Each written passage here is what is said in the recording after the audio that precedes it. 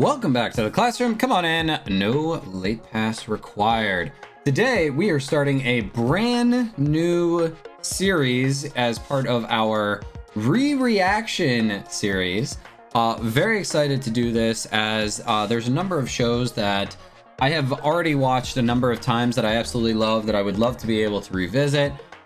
This one is particularly overdue, and that is Avatar: The Last Airbender.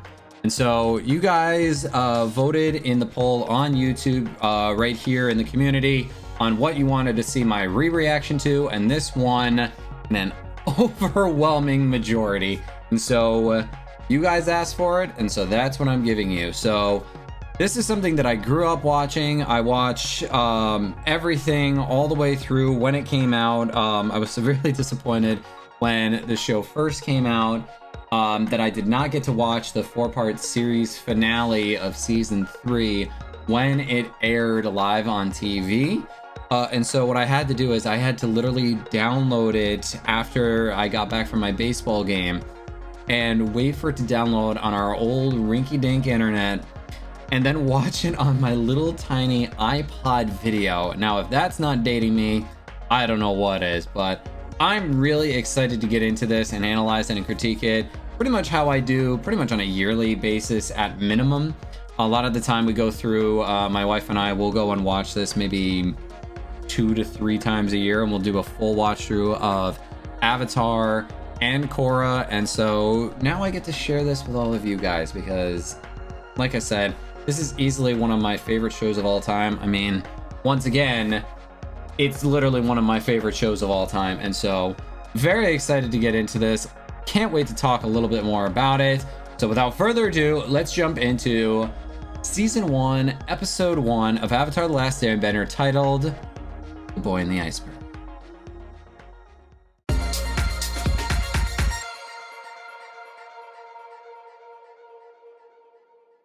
Alrighty. Super nostalgic here. We're gonna see how it goes. Boy in the Iceberg. Let's do this. Earth. Now, this intro here is so freaking nostalgic. Now, something I'm really upset about is the fact that they never fully released the soundtrack for this for like download on things like Spotify, Apple Music, all the streaming platforms. They never actually truly released it. I remember watching this the very first time that it came out, like literally the day that it aired. Like I thought it looked cool. The artwork still holds up very well, even if it's like definitely a bit lower quality by today's standards. It was very good quality at the time. Avatar will return to save the world. Oh, I love this. I love this so much. The music truly is on another level when it comes to this. Now, I will say something that was kind of cool about this show is it definitely grew up with its audience. Because, like, when I first watched this, I was definitely a lot younger. But then, once again, the show very much matured as it went and it finally released. Now, a lot of people talk about Zuko and his character arc. Sokka's a little underestimated in that sense. He starts off as, well, nothing short of a sexist pig. You're gonna scare it away. Yeah, an ancient art unique to our culture, blah, blah, blah. Look, I'm just good way to do exposition there. Very good way to do exposition. You're calling me weird? I'm not the one who makes so much characterization in an argument that sounds very, like, genuine. Oh, this show makes me so happy. Leave it to a girl to screw things up. Oh, bad move, buddy, bad move. I forgot, like, how unlikable Sokka is in, like, the first couple of episodes. Alrighty, here's our title character. Drink cactus juice. It'll quench you. Nothing's quenchier. You go, Katara.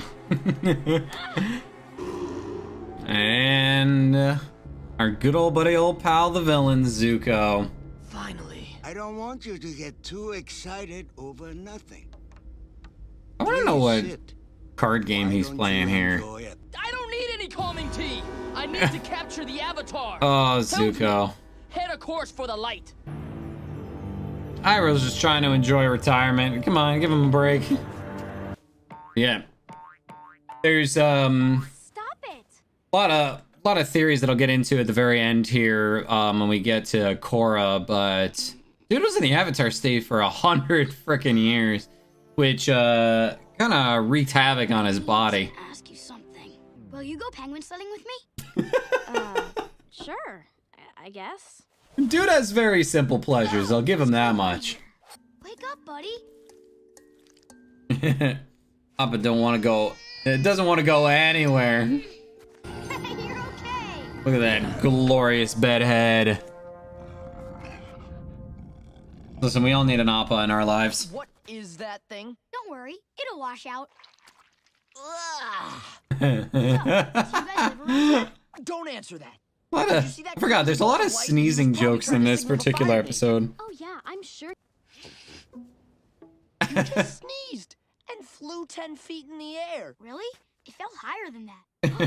You're an air. It was definitely higher than 10 feet, that's for sure. Light beam. Why Aang. are you smiling? Aang, my guy. Oh, I was smiling? Ugh. Aang, my guy. You gotta be more subtle, bud. Prince Zuko, you need some sleep. Freaking legendary voice actor right there. The Avatar is alive. Ugh, I love the music. Hey. I'll get to it a little later on, but some of the music in this show was actually used for my wedding. You're being an air. So, just to once again clarify how seriously ingrained this is in my life. I didn't know him. What's so crazy is they don't even introduce like the main conflict until a couple episodes in.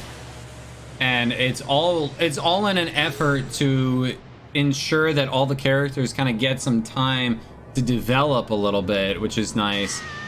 I know that a lot of people kind of, you know, they kind of take a dunk on the first season, especially the earlier part. But what's nice about this season is that it takes its time for us to get to know the characters very well. And also kind of getting to see like what's happening in this regard as well. Aang, this is my grandmother. Call me Gran. What is this, a weapon? You can't stab anything with this. Magic trick. Do it again. Oh, the kids in this episode are freaking adorable and hilarious. Currents around my glider and fly. Oh man, this always brings me right back to my childhood, and I love everything about it. And Brennan. Together you can just waste time all day long. You're a waterbender. Oh, Well, Sokka's sort of. grumpy the entire time. No more playing. I sense he's filled with much wisdom. See? Promise that can like this. Listen, for Aang, his main stat is obviously dexterity. So I've been drilling the sequence all day. Teach me the next set. I'm more than ready. No, you are impatient. the big thing here is that like he talks about like it comes from the breath and not the muscles. And Sages tell us that the Avatar is the last that's kind of an airbending thing in a sense, which is like which makes sense for Iroh. Master the 4 elements. Now, men. I love Iroh. Iroh, Face a firebender. oh, I don't even know. Iroh's definitely my top characters in the show. Call ourselves men. I gotta pee. Until your fathers return from the war, they're counting on you to be the men of this tribe. And that means no potty breaks. But I really gotta go. Okay. Who else has to go? Everything freezes in there. Ugh, Katara, get him out of here. This lesson. Wanna go sledding? Ugh. This has definitely got a so I know it's not considered anime, but it's definitely got a lot of inspiration from various anime works. Penguin, if you teach me, but we haven't had contact with our sister tribe in a long time. It's not exactly turn right at the second glacier. So much lore already. Like thinking about like Appa and I can future implications of literally just this conversation here. We're gonna find you a master.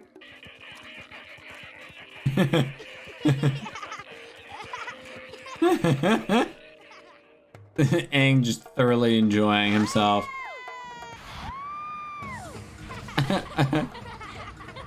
I love, like, they're almost like cat penguins. They still are a kid. Oh, but they're so cute though. This would be such a fun ride to go on if they like made it into a ride.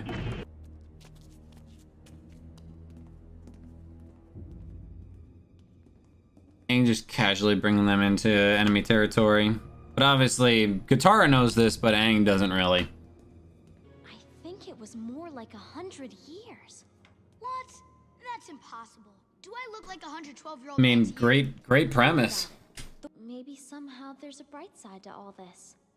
I did get to meet you. Aang always looking on the bright side. Let's get out of here. Yep, definitely all about dexterity. The Last Airbender. And then I'd probably say wisdom is the For his next old age. stat. Wake my uncle! As well as his hiding place. Yeah, not great. Oh geez, I forgot that they do like a to be continued, and this is like the only episode that they actually do that during. And also Dave Filoni. That's a name that I did not realize early on, but that is a that's an important dude right there. This is definitely one of his first big projects, was working on Avatar: Last Airbender, at least in my personal experience with him. So we just finished watching the first episode of season 1 of Avatar: The Last Airbender, and like I said, this is in fact I have watched this many times. I have lost count of how many times I have watched this, but it's so much fun to go back and take a look at a lot of this, seeing as so much lore is ingrained already in this first episode, and it's not always explicitly said. Like, we get thrown into the middle of an argument between Sokka and Katara that, you know, you can tell has some history behind it. They've been, this is an ongoing argument. They might stop talking about it, but the argument is not over. And so we kind of get to see, like, you know, him kind of mocking the whole tradition of waterbending, the water tribes, and obviously, like, there's a lot of real-world influence when it comes to the different nations within Avatar: The Last Airbender, and specifically, we have Aang and the Airbenders very much resembling Buddhist monks. We have the Waterbenders specifically modeled after Native Americans. Specifically, I'm trying to remember which tribe, which Native American tribe they resemble. I want to say it was the Inuits, if I remember correctly, but I'm gonna check up on that and make sure that I'm correct in that regard, because there's a lot of different cultures that are represented within the actual Inuit. Yes, it is Inuit. And you pick culture. Interesting. I love that. And so it's really cool to kind of see how, like, it models a lot of indigenous groups, and specifically how a lot of, like, things like the weapons that they use are very much similar to Native Americans. But what is a little bit interesting is the fact that they also blend in a couple of other areas. So, like, waterbending has a lot of just, like, kind of fluid motions. Is all about kind of like turning your opponent's energy against them, and that kind of comes from Tai Chi, which is more of a Chinese martial art. But that's interesting because of the fact that the Earth Kingdom is modeled very much after Chinese cultures, and specifically a lot of different dynasties from within Chinese history. And so it's interesting that they use Chinese martial art inspiration for the Water Tribe rather than for the Earth Kingdom. Whereas like the Earth Kingdom uses a little bit more of powerful movements from what is it? Hungar. Although, we'll get to that in a little bit. I don't want to go too far into that. And then the Fire Nation obviously has a kind of feel of more of like Imperial Japan, like very much Japanese, like imperialistic society. You can see like there's a lot of similarities between Japan and the Fire Nation, along with like Hawaii and like the Polynesian Islands. Influenced by a lot of different like Southeast Asian cultures, which is really cool. Specifically, we see that firebending is based a lot on more of like a northern Shaolin type of style, which is really cool. And like I mentioned, the air nomads are very much based off of Buddhist Shaolin monks and so on. And then it's based a little bit more in terms of airbending on the Chinese martial art of, I hope I'm pronouncing this right, Bagua. I'm gonna butcher that. I do apologize, but it is something that like I've always found very fascinating, because it's really cool to kind of go in and look at like how much of their homework was actually done.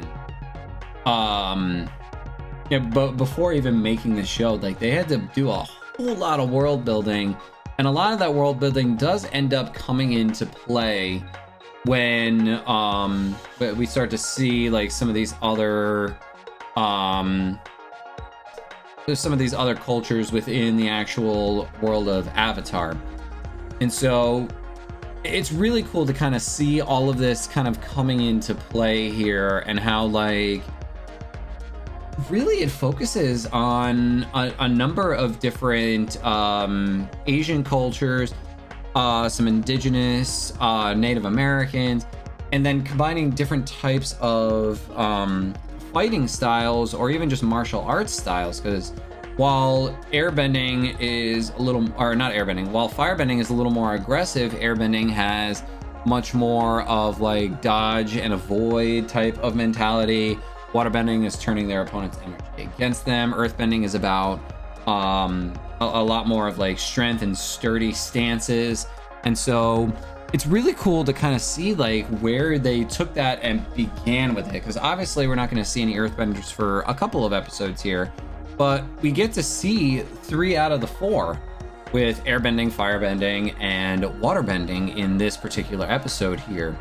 And so they really play around with some fascinating concepts, and kind of starting off with like that intro, that it's the only time we see a different type of intro than the rest of the show, because obviously with the rest of the show we see an intro that is more akin to like, they found Aang, he is the Avatar, what is he going to be doing as a result of all of that.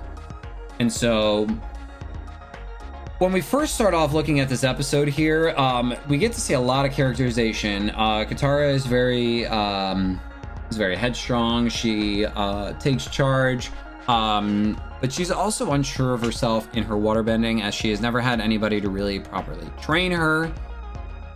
While her brother Sokka is not very well liked at the beginning of the show. I will very much say that right now. He's very sexist. Very, very misogynistic, and it's just like it comes off very abrasive and very hard to like him. And so once again, like I mentioned how like we introduced Zuko in this episode, and he has one of the, if not the best redemption arc in all of cinema. Sokka's though is really good, and we start to see like him go from being this absolute like sexist, misogynistic asshole and turning more into that of a more of like girl boss energy, like girl boss wife energy type of deal, where he is he basically goes a complete 180 and ends up championing for every single woman in his life, and specifically with the women that he becomes involved with, which we'll see in later episodes, and I'll talk a little bit more about at that point. We see Aang come up out of the iceberg, and specifically when he comes out, you can see like he's got not a care in the world. He's very childish, and a lot of people struggled with that because when this show first came out, like it definitely deals with some very heavy topics, but it does so in a way that's very digestible. Like we've already seen that, like, oh, they committed some pretty serious genocide even before learning some of the other atrocities that they've done, because Katara is the only waterbender in the whole South Pole. They don't explicitly say it, but we know that the Fire Nation came in, took them all away, or killed them. And so we see some of the examples of very heavy topics in this show that I will repeatedly say, like, oh, but it's a kids show, because there's a lot of times where it very much is meant for kids, but it is not a kids show. And that's something I've always respected about Avatar, is the fact that it doesn't, it respects its audience. It very much respects its audience to to basically trust the system and let it figure itself out as it goes. And this couldn't be more relevant than with Zuko. We get a very just irritated, hot-headed, not not to emphasize the pun and the fact that he is a firebender who is very rage-filled at this point in time in his story, but he is an example of, like, they're doing some very deep storytelling at a very early point in time. Like, we're shown that, like, some of the things that they build on later on in the series are already being shown here with the interaction between Zuko and Iroh. And we love Uncle Iroh. Uncle Iroh, like, if everybody could have an Iroh in their life, like, we would all be much better and happier people. But otherwise, you know, one of the biggest things to happen in this particular episode, other than doing a lot of exposition, a lot of world building, is the fact that when they sneak aboard a when they sneak aboard the Fire Nation ship, they do end up setting off a flare, which leads Zuko to the Avatar. And while he hasn't quite introduced himself yet, we all know that very much that he is in fact the Avatar, and that he just hasn't revealed himself yet. He's keeping it very close to the chest. And so from this point forward, we just kind of have to see what happens next. And so when we get to it, we'll talk a little bit more about it. I'm getting into rambling here, so the last thing I'm going to say about this is the fact that this is also an earlier example of Dave Filoni and the legendary voice actor of D. Bradley Baker working together as, for those of you who are big Star Wars fans at all, as well, they work together quite heavily on a number of Star Wars projects together, specifically Star Wars The Clone Wars, as he was the voice of every single clone, and Dave Filoni was the, you know, supervising director for the entire series. And so he was on the first season of this, and before he ended up making the switch over to Clone Wars, which, you know, it's, while it was bad that Avatar lost Dave Filoni, it was very good to have Star Wars have him. He very much grew into that role, and so, like, it was awesome to kind of see that, like, so much of my childhood was much more connected than I realized. And I'll probably talk about a couple of those things as well when we get into future episodes. But please tell me what you think, and if there were any points that I missed within this particular episode here. Like I said, I love talking about Avatar. I find ways to integrate it into all sorts of conversations. I've been reading through all the graphic novels lately, and so I figured this was a very good time to get this going. So make sure to leave a like, comment on anything I missed down below, or if this is your first time watching, I apologize if I had any spoilers there for you, but if you have any theories going forward, make sure to let me know. And while you're at it, subscribe to the channel, as it really does help out a lot. But in the meantime, class, you are officially dismissed, and I will see you in the next video. Peace out, everybody.